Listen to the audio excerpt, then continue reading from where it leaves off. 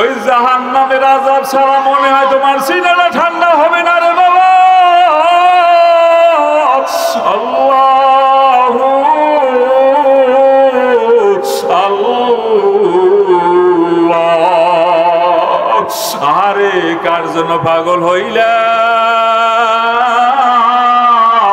বাস আর আশা লাগবে না বাজান। আমি দুইটা যুবক পাইছি, কেন টান দিয়ে কাছে আনছি? ওদের জন্য না, আমার জন্য। কারণ আমি অলিউল্লাহর আমলনামায় গুনার অভাবে না।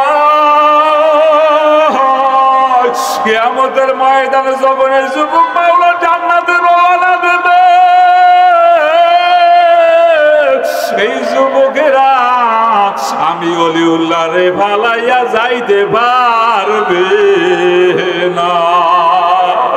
ও বাবা, কি লইয়া রওনা দিলাম? ওই নামাজে বেজাল, রোজায় বেজাল, জিকিরে বেজাল। ও বাবা, যারা মাওলার বন্ধন নিয়ত করছো, আর একবার একটু আমার মাওলারে পাওয়ার ডাক, আল্লাহ বললে ডাক মারো। আল্লাহ আল্লাহ আল্লাহ আল্লাহ রে, কেমনে কাজ থাকবো আমি কবরে। জোরে ডাক দেন, আল্লাহ আল্লাহ আল্লাহ আল্লাহ রে, কেমনে কাজ থাকবো আমি কবরে। কেমনে কাজ থাকবো আমি কবরে। দাদা গেল, দাদি গেল,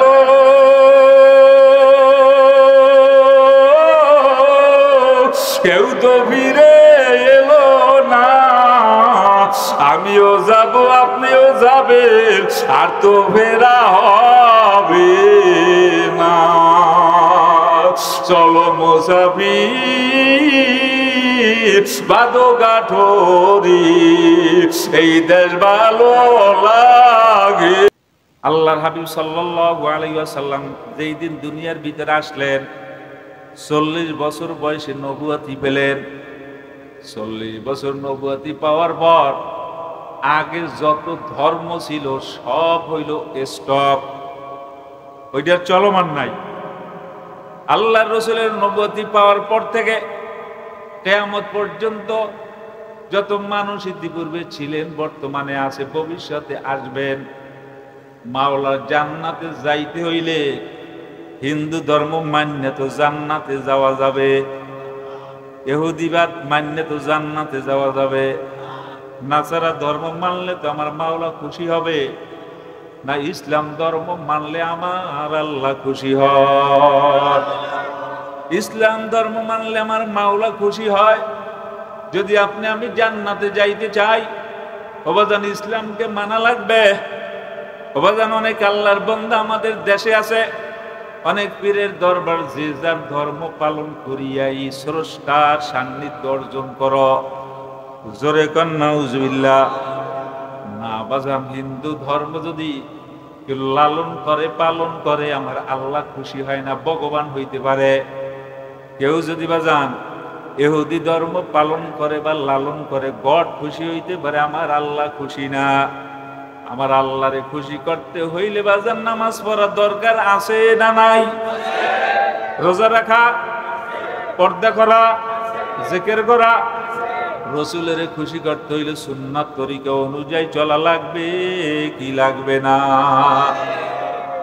ও আমতলিবাসী আমার বাবারা, এই যুবক আমার বাজানরা, এই দাড়ি বেকা মুরব্বীরা, এই লক্ষপতি, এই কুটিপতি, এ দাড়িওয়ালা, এ গাড়িওয়ালা, বাজান আগে দেখেন আমার মাওলারে পছন্দ লাগে কিনা, মাওলার দেওয়া ধর্ম এই ইসলামটা পছন্দ লাগে কিনা। কবরের ভিতরে যখন বলা হবে আপনার আমার ধর্ম, আপনার আমার দল, আপনার আমার মত, এইটা কোনটা? আপনি আমি যদি মুসলমান হই, পাক্কা মুসলিম, যদি মানানোর পরে আমলে চলে করি, আপনার আমার জবান থেকে বের হবে আমার ধর্মের নাম হইল ইসলাম। এরপরে জিজ্ঞেস করবে আমার নাবিউকা, তোমার নবীকে, তোমার আইকনকে, তোমার আদর্শকে, আপনার আমার নবীকে। জোরে গান।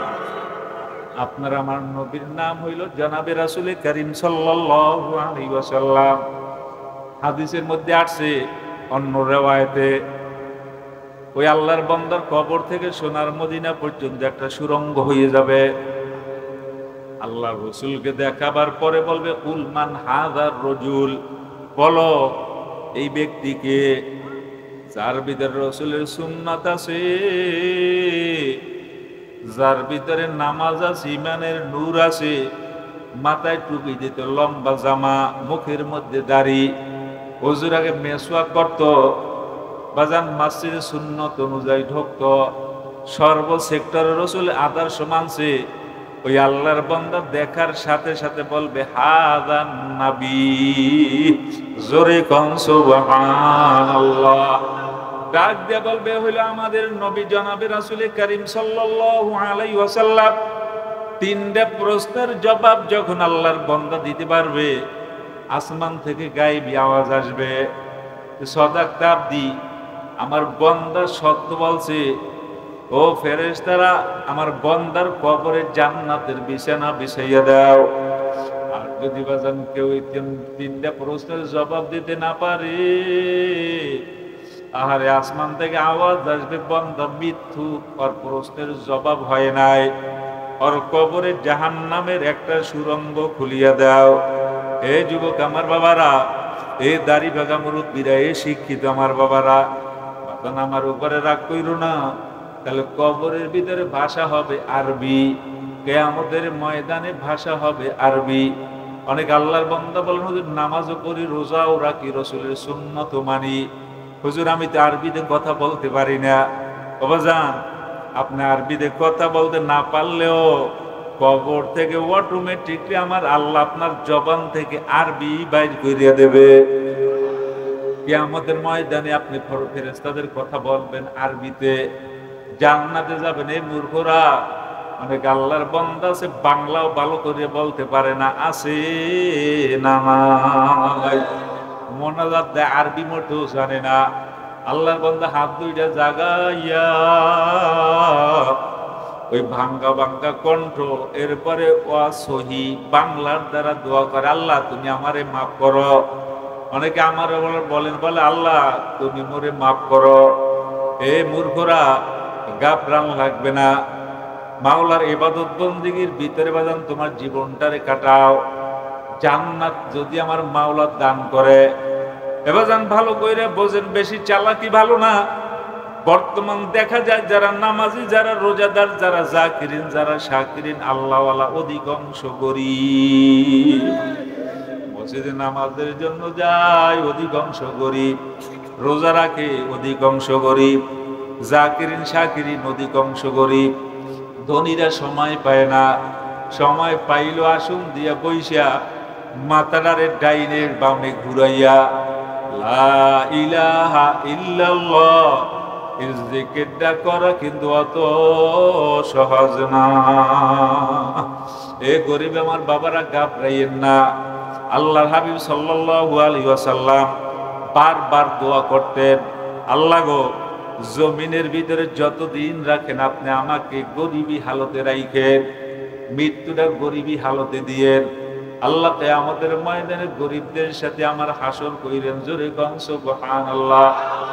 আল্লাহর হাবিব সাল্লাল্লাহু আলাইহি ওয়াসাল্লাম একাধারে কয়েকদিন পর্যন্ত অনাহারে থাকতেন। আয়েশা সিদ্দিকা রাদিয়াল্লাহু তাআলা আনহা একটা সুগন্ধি ব্যবহার করতেন। এই সুগন্ধিটা দেওয়ার পরে অন্যান্য মহিলারা জিজ্ঞেস করতেন, রাসূল তো মদিনার প্রেসিডেন্ট, যার জন্য বিদেশ থেকে আপনাকে মিসকম্বর আনিয়ে দেয়। আয়েশা সিদ্দিকা রাদিয়াল্লাহু তাআলা আনহা ডাক দিয়ে বলে, প্রেসিডেন্ট হইলে হবে কি, আমাদের ঘরের অবস্থা তোমরা জানো না। এমন আছে এক সপ্তাহ কাইটে যায়, আমাদের চুলার ভিতরে আগুন জ্বলে না, সপ্তাহ কাইটে যায়, একটা খেজুরও আমরা পাই না।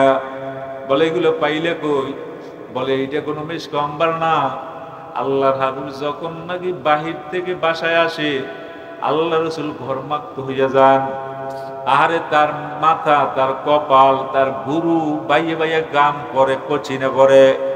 আমি তখন একটা বোতল আর তুলো নিয়া আল্লাহর হাবিবের শরীর মোবারক থেকে গামগুলো টাইনে টাইনে বোতলের ভিতর নিংড়াইয়ে বড়ি। ওইগুলা থেকে মেশকো আম্বারের ঘেরান আসে। এটা বিদেশ থেকে কোনো মেশকো আম্বার আনা না। এবার যেন দেখেন আল্লাহর হাবিব সাল্লাল্লাহু আলাইহি ওয়াসাল্লাম দুজাহানের বাদশাহ। একবার রাসূল আমার বাসা থেকে বের হলেন, ফাতেমাতুজ জোহরা রাদিয়াল্লাহু তাআলা আনহার বাসায় গেলেন। যাইয়ে ডাক দিয়েছে, মা গো। ফাতেমাতুজ জোহরা রাদিয়াল্লাহু তাআলা আনহা ভিতর থেকে ডাকের জবাব দিলেন, কিন্তু দরজা খোলে না। আবারও ডাক দিলেন, ডাকের জবাবও দিলেন, দরজা খোলে না।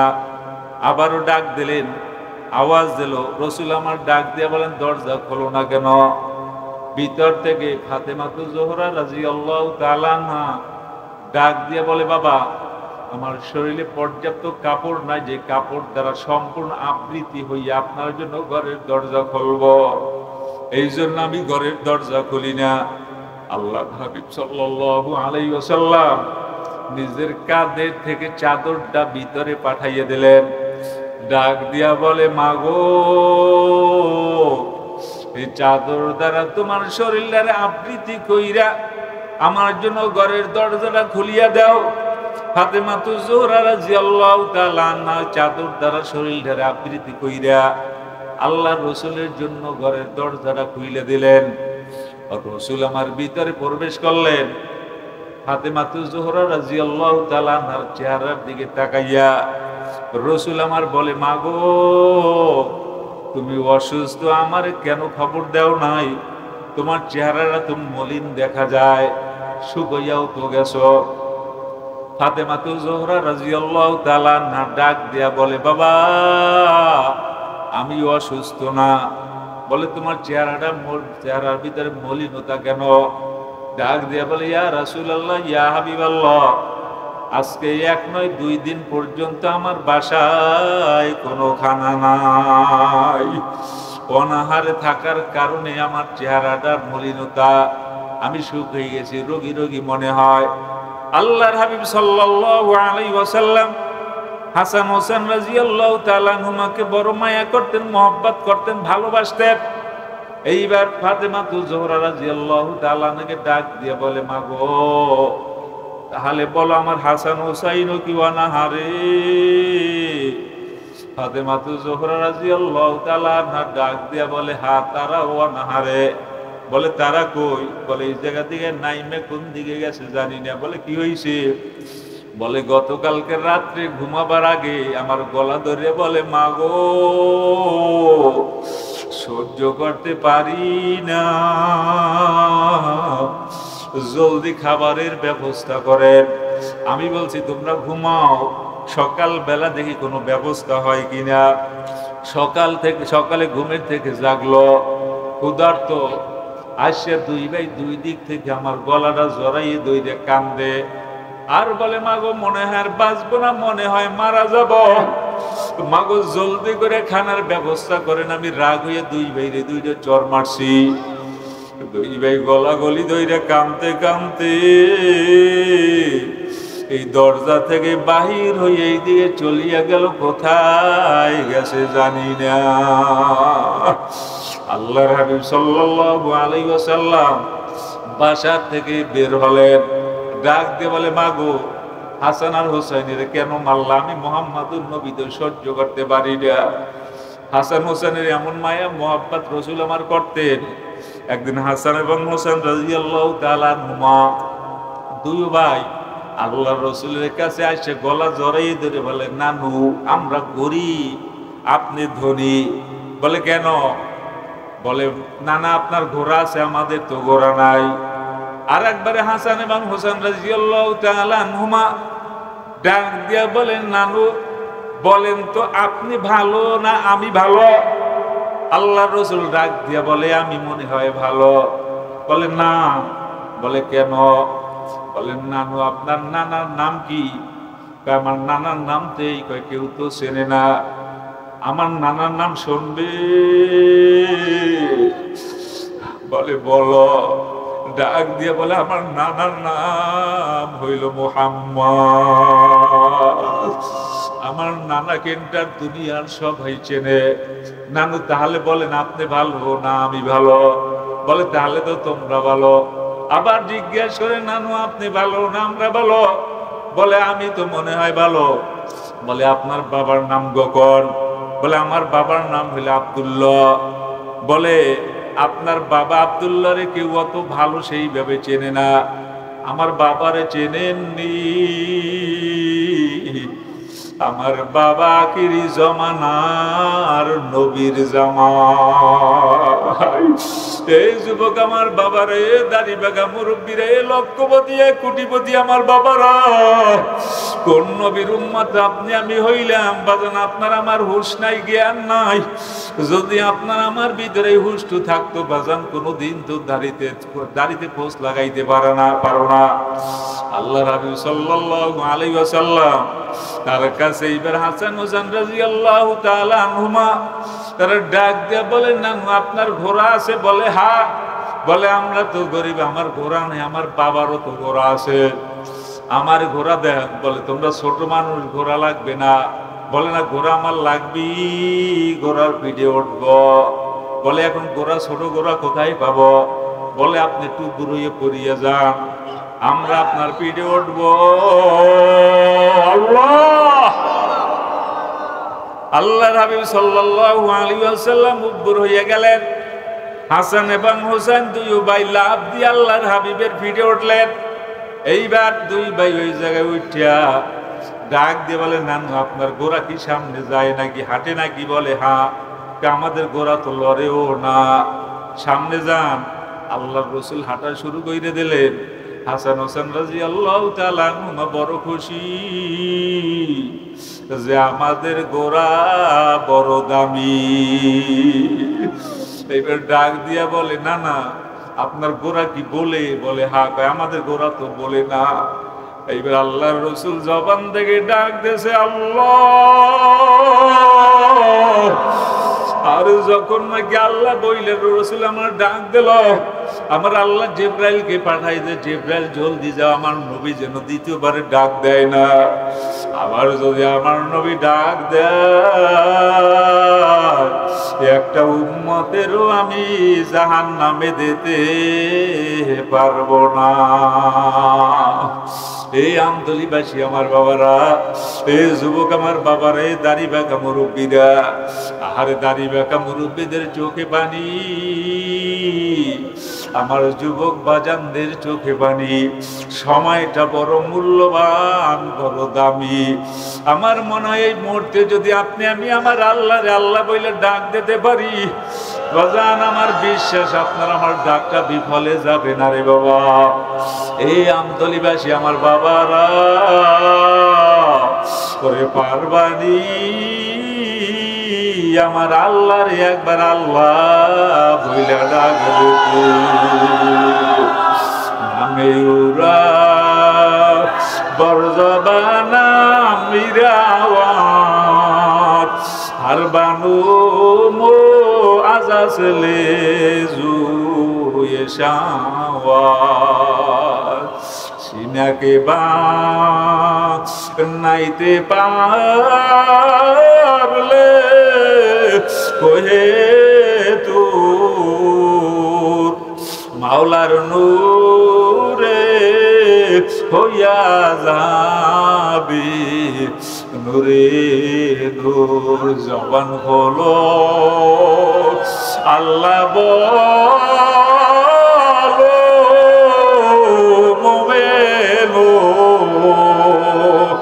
ওই কবরে মাওলা বিনি নাইকে হোক, ওই কবরে মাওলা বিনি নাইকে হো। জবান খোলো আল্লাহ বলো মোমেনো। না, জোরে জোরে জোরে জোরে জোরে, নাই আরো জোরে। আমার আল্লাহরে আল্লাহ বললে ডাক দিতে লজ্জা লাগে, আমার আল্লাহরে আল্লাহ বললে ডাক দিতে তোমার ভয় লাগে।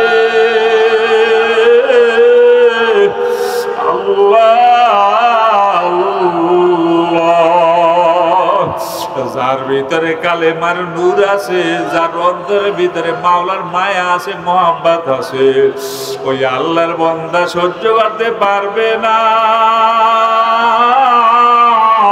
ওই আল্লাহর বান্দা সময় তালাশ করে, কোন সময় আমার আল্লাহরে আল্লাহ বইলা ডাক দেবে। এ যুবকেরা, এ দাড়ি বাঁকা বুড়ারা, জবানটারে বন্ধ করিয়া বসিয়া রইলি। এত বড় দয়াবান আমার আল্লাহ, আল্লাহ, ওই আল্লাহরে আল্লাহ বইলা ডাক দাও না। আরে দিন যায়, সপ্তাহ যায়, মাস যায়, বছর যায়, যাইতে যাইতে 40, 50, 80 বছর গেল, একবারও আল্লাহরে আল্লাহ বলে ডাক দেওয়া হলো না। অথচ আজকের দিনেও সকাল থেকে নিয়ে সন্ধ্যা পর্যন্ত আদর কইরা ছেলের আব্বু বললে ডাক মারলাম, মেয়েরে আম্মু বললে ডাক দিলাম, একবারও আমার আল্লাহরে আল্লাহ বইলা ডাক দেওয়া হলো না। আমার আল্লাহ গোয়াকে ডাক দিয়ে বলে, বন্দা আমি আল্লাহ কি অপরাধ করলাম? আমি কি আল্লাহ তোর সুন্দর করিয়া বানাই না? এ আব্দুর রহমানের রহিমা খাতুনে ওলিউল্লাহ, তুই একটু তাকাইয়ে দেখ, ইন্টার দুনিয়ার কোন মানুষের সাথে তোর চেহারার মিল দেই না। আমি আল্লাহ তোরে বোয়া বানাই নাই, বিকলাঙ্গ বানাই নাই, অন্ধ বানাই নাই। আমি আল্লাহকে তোর উপরে এহসান করি নাই, এরপর কি আমি আল্লাহরে আল্লাহ বললে ডাক দিবি না?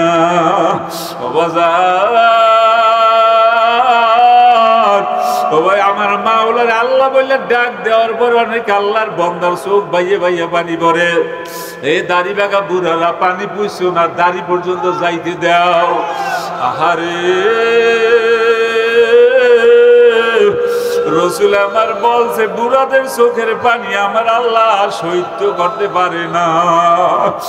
ওই দাড়ির অগ্রভাগে চোখের পানি যাওয়ার আগে আমার আল্লাহ জীবনের গুনাহ মাফ করিয়া দেয় রে বাবা। এ গরিব আমার বাবারা, বাবাজান ঘাবড়াইও না। ওই কিয়ামতের ময়দানে আমার আল্লাহ ধনী দিয়েছি, 500 বছর আগে আমার আল্লাহ গরিবের জান্নাত দেবে। আহারে, কত গরিব মানুষ আর নামাজ কামাই দেয় না, অসুস্থ এরপরও নামাজ ছাড়ে না। কত গরিব মানুষ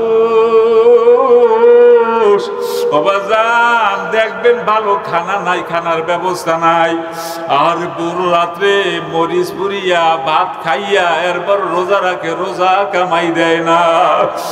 আর সুন্দর ইফতারের ব্যবস্থাও থাকে না, এরপর বাজান দেখবেন পানি বাদ দ্বারা ইফতার করে, এরপর রোজা ছাড়ে না। কারণটা কি? ওর অন্তরের ভিতরে আমার মাওলার মায়া, ওর অন্তরের ভিতরে আছে কালেমার নূর।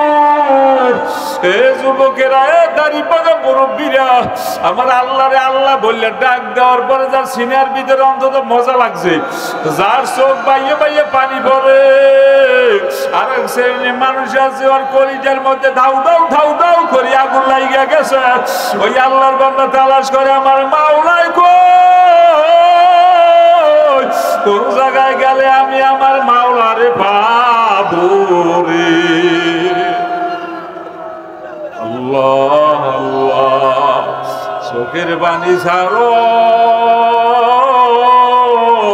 চোখের পানি ছাড়া আমার মাওলার গোসা নিবারণ হবে না। এ যুবকেরা, এ দাড়ি বাঁকা মুরব্বীরা, এ যুবক ডাইনে তাকাও বামে তাকাও, তোমার আমার মতো কত যুবক কবরে গেল।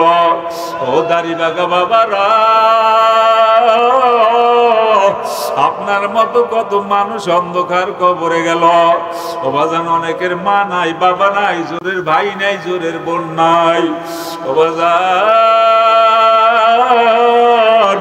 চোখের পানি ছাইরে দিয়ে যদি আমার মাওলার দরবারে কাঁদতে পারো, ওই মা বাবার কবরে আযাব আমার আল্লাহ বন্ধ করে দেবে। যাদের জোরের ভাই অন্ধকার কবরে, ও বাজার অনেক জায়গায় আছে ছোট ভাই বড় ভাইরে মূল্যায়ন করে না, আর ছোট ভাই বড় ভাইয়ের কাছেও যায় না। বাজান আর দেখবেন বড় ভাই ছোট ভাইয়ের জন্য পাগল হইয়া যায়।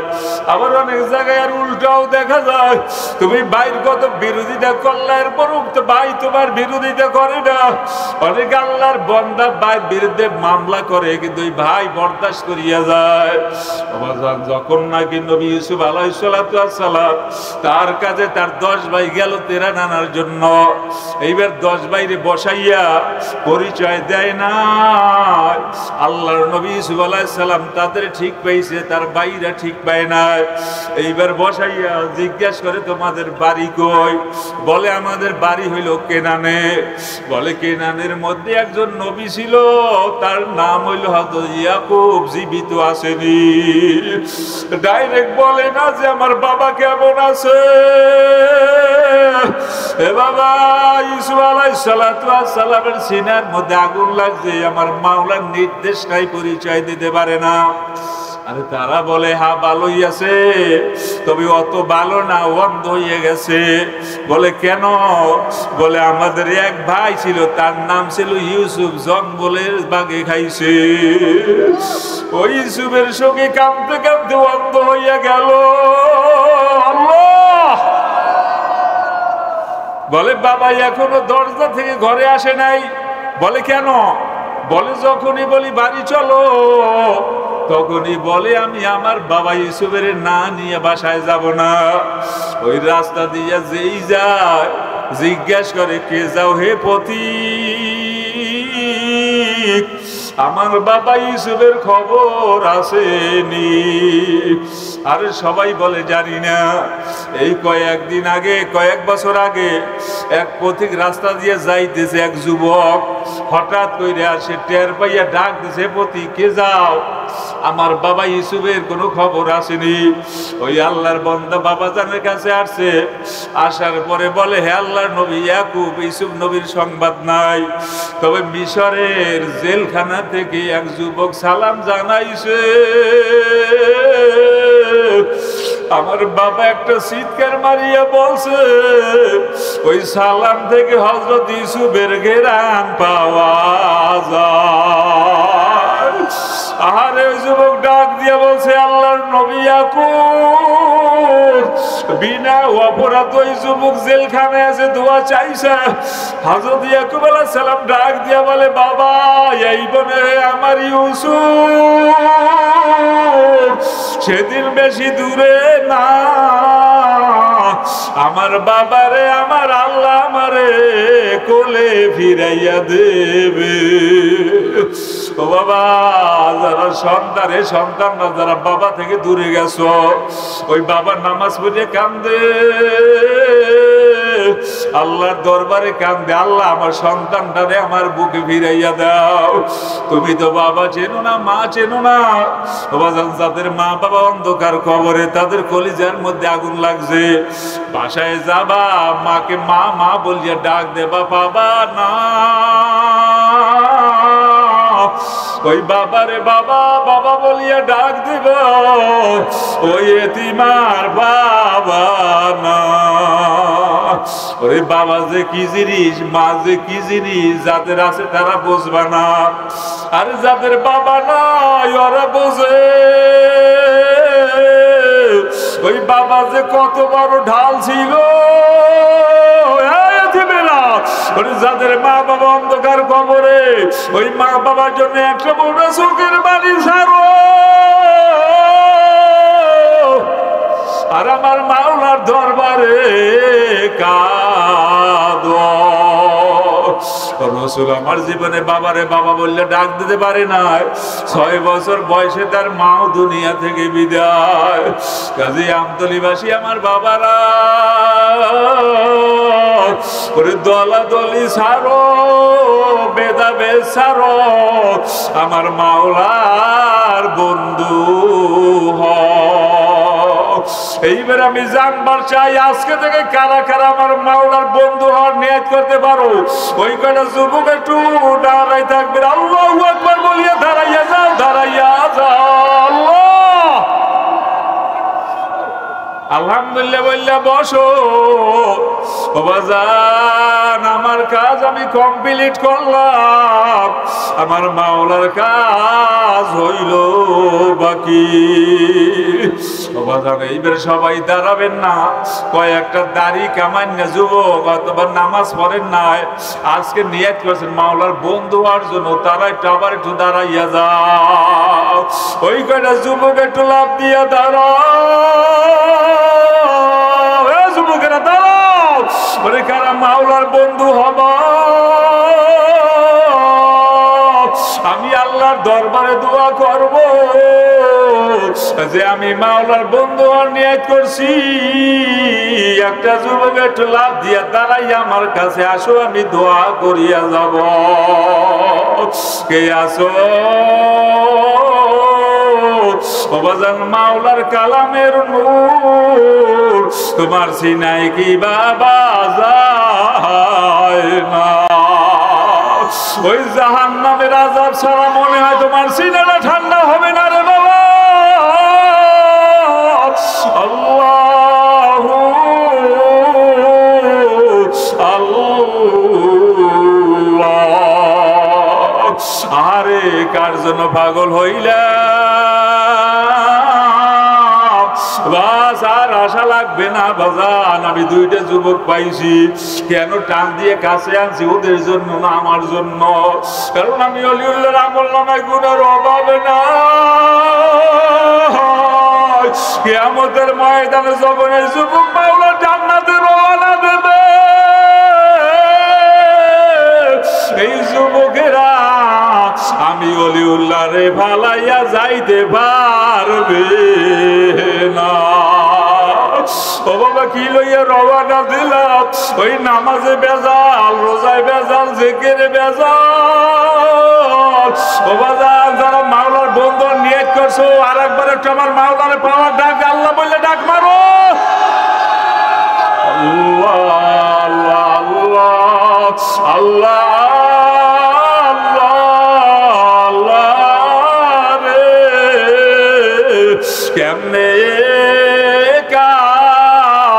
থাকবো আমি কবরে? জোরে ডাক দেন, আল্লাহ আল্লাহ আল্লাহ আল্লাহ রে।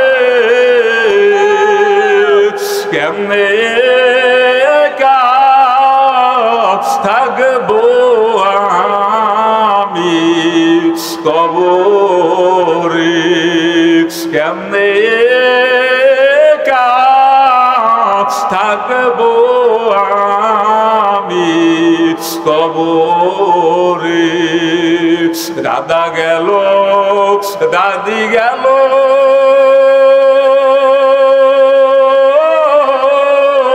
কেউ তো ফিরে এলো না।